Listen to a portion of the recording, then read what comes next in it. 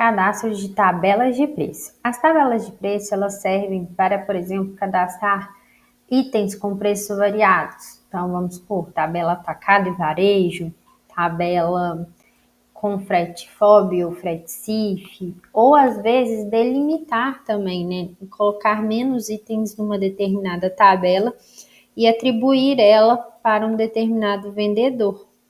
Por exemplo, eu posso fazer isso também. Então, eu dou um nome e venho aqui no editar. Dentro dela, eu posso informar de qual empresa ela é, se eu tenho multi-empresas aqui cadastrada. Posso informar uma data de vigência, se for ter um período mais curto, né, não for ficar ao longo do tempo.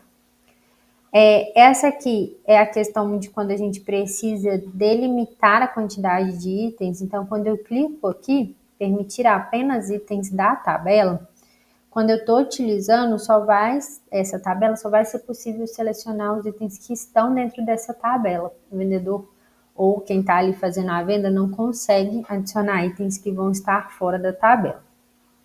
Determinar os preços por margem é porque eu posso pegar a partir do custo ou do preço de venda cadastrado nesse item, aumentar ou diminuir uma porcentagem aqui em valor. Então, por exemplo, o produto 1, ele é pelo preço de custo aqui, 10 centavos, vou colocar.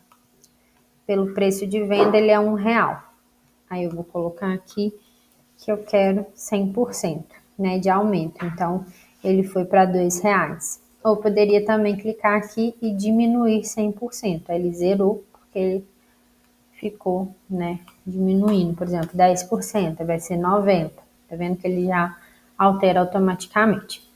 Aqui eu tenho a opção de, quando eu coloco essa margem, atualizar caso essa variável aqui altere. Então, por exemplo, se eu lá no cadastro do meu item altero o meu preço de venda e eu tenho essa opção aqui cadastrada, automaticamente ele vai atualizar o preço de venda para o que foi colocado novo e colocar os 10% em cima desse preço novo.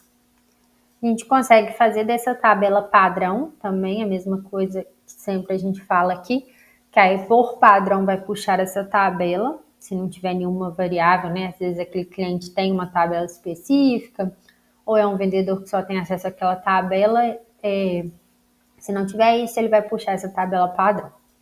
Arredondar os preços, quando dá às vezes preço quebrado, e eu quero arredondar o preço, né? Deixa eu ver se eu consigo aqui. Ó, arredondei o preço, tá vendo? Ele arredonda para mais. Permitir editar os preços do item na criação. Então, por exemplo, às vezes, quando a gente libera apenas algumas tabelas para o vendedor, por padrão, essa tabela fica fixa, ou seja, o vendedor não consegue editar o valor dessa tabela. Então, se está lá R$1, ele não vai conseguir colocar outro valor, o preço lá vai ficar em cinza para ele não consegue editar. Se eu for permitir, né, que ele edite, aí eu tenho que marcar aqui. Quando a gente tem frente de caixa, aí eu consigo também fazer dessa tabela padrão só para lá e limitar os preços, a tabela de preços. Então, para uma pessoa específica ou para várias, eu posso colocar aqui e limitar as tabelas de preço, ou seja, ele só vai acessar realmente aquelas tabelas de preço na venda para essas pessoas, ele não consegue editar outra coisa. E comissão padrão também, se for ter uma comissão em relação a essa tabela específica.